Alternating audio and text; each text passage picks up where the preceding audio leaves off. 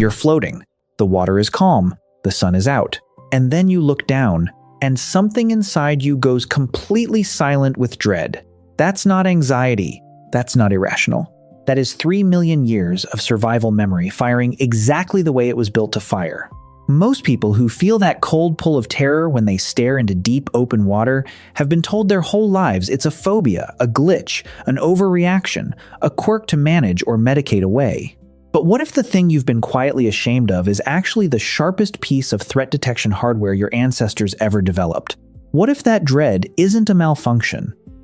It's a message that kept your bloodline alive long enough for you to exist right now? By the time you reach the end of this, you will never look at that feeling the same way again. This is Ancestral Mind, where we trace the wiring beneath the worry.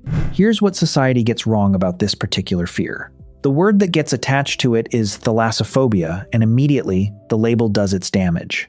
It gets filed under irrational fears, grouped with clown phobias and elevator claustrophobia, treated like a personality flaw dressed up in Greek letters. People who feel it at the edge of a lake, or hovering over a deep-end pool, or watching drone footage of open ocean, are told to breathe through it, to challenge their thoughts, to remind themselves there's nothing there, nothing there.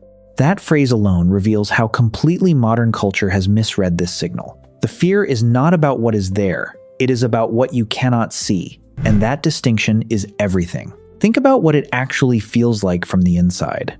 You are not panicking about the water itself. You are not afraid of getting wet, or cold, or even of drowning in the physical sense. What you feel is a very specific, very directed sensation, a kind of gravitational wrongness. Like the darkness beneath you is not just deep, but alive with potential. Your legs want to pull up. Your chest tightens. Your eyes scan the surface, looking for movement. You feel, with a certainty that bypasses all rational thought, that something could come from below. That is not a disorder. That is a sentinel standing watch at the edge of a world your ancestors navigated for millions of years. The scientific community has a name for the underlying mechanism here, and it's more precise than the phobia label. Researchers call it hypervigilant depth threat appraisal, the brain's specialized tendency to treat visual uncertainty in aquatic environments as a high-probability predator signal.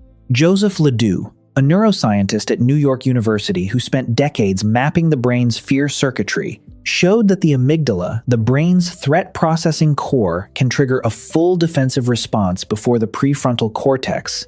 The rational thinking part has even registered what it's responding to. The amygdala doesn't wait for confirmation. It acts on pattern. And the pattern it learned over millions of years of evolutionary pressure is this. Darkness below a water surface means something could be looking back up at you. Now here is where it gets ancient.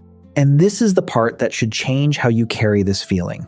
Truth 1. Your ancestors didn't evolve on land the whole time. The aquatic ape hypothesis, developed by marine biologist Alistair Hardy in the 1960s and later expanded by researcher Elaine Morgan across decades of painstaking work, proposed that a significant chapter of early human evolution played out along coastlines, riverbanks, and lake shores. Whether or not the full theory holds, the fossil record is unambiguous on one thing: early hominins spent enormous amounts of time at the water's edge. They fished, they waded, they followed shorelines for food and migration, and in those environments, the predators were invisible. Nile crocodiles don't announce themselves. They are submerged, motionless, and patient. The surface of the water looks exactly the same whether a crocodile is 2 meters below it or nothing is. The only thing standing between your ancestor and an ambush from beneath was their ability to feel wrong about dark water before they saw anything wrong. The ones who waded in confidently didn't pass on their genes.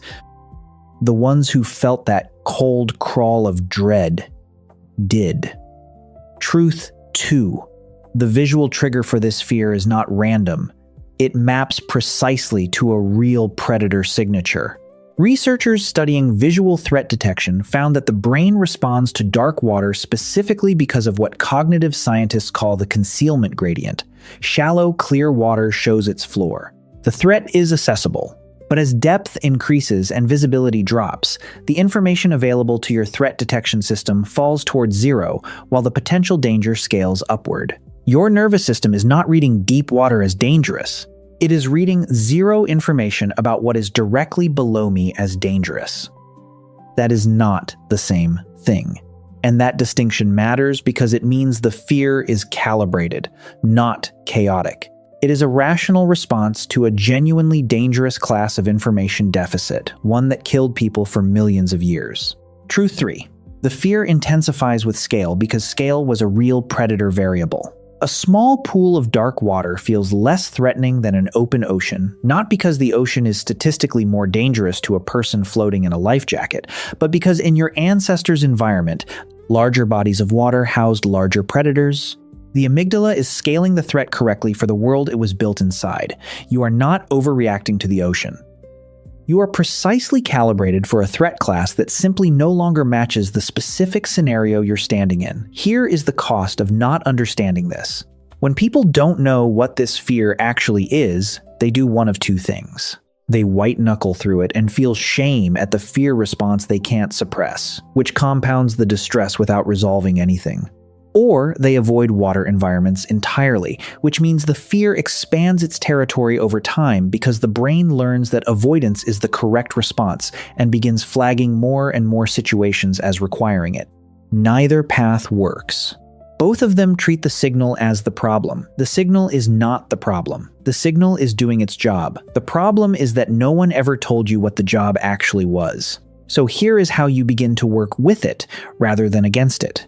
Step 1. Name it out loud as a mechanism, not a malfunction.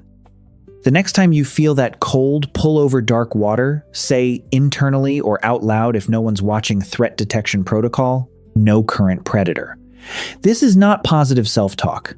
This is a direct interrupt to the amygdala's escalation loop.